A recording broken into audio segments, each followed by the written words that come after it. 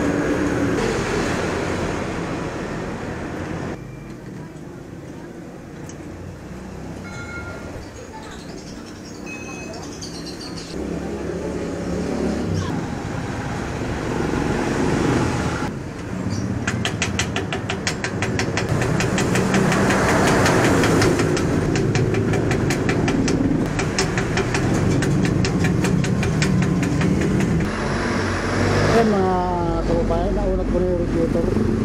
Kanina pa ganun yan. Ngayon diretso na. Ganun lang mga kababayan. Kapag pilipit yung radiator, tatanggalin nyo lang yung takip na baba taas para maunat natin yung napilipit na radiator. Babalik ko na yung takip, hinangin ko na siya.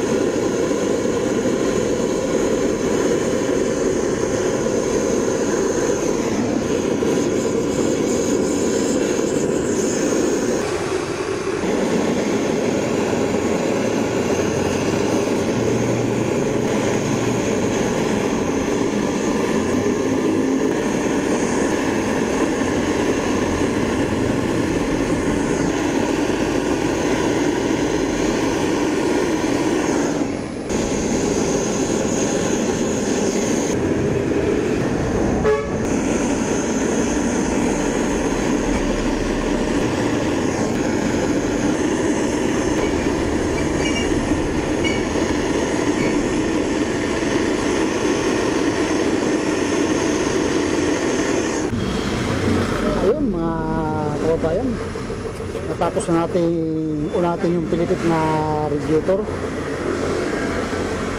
Tapos ko na rin asimbulin siya, naikabit ko na rin yung kanyang dalawang takip at saka yung bracket. Silipin natin mga kababayan, hindi na sa pilipit. Kanina ganun ang forma niya, pag ganun pilipit siya, ngayon diretso na.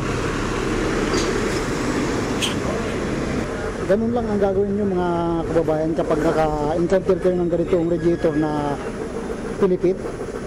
Bubuksan nyo lang yung takip baba taas para may balik nyo sa dati o kaya maunat yung pilipit na radiator.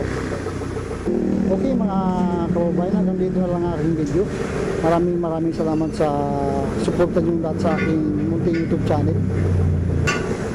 Yung mga hindi pa nakapag-subscribe yan sa ating munting YouTube channel, please mga kababayan, subscribe naman yung ating munting YouTube channel. Maraming salamat po sa inyo lahat. God bless you.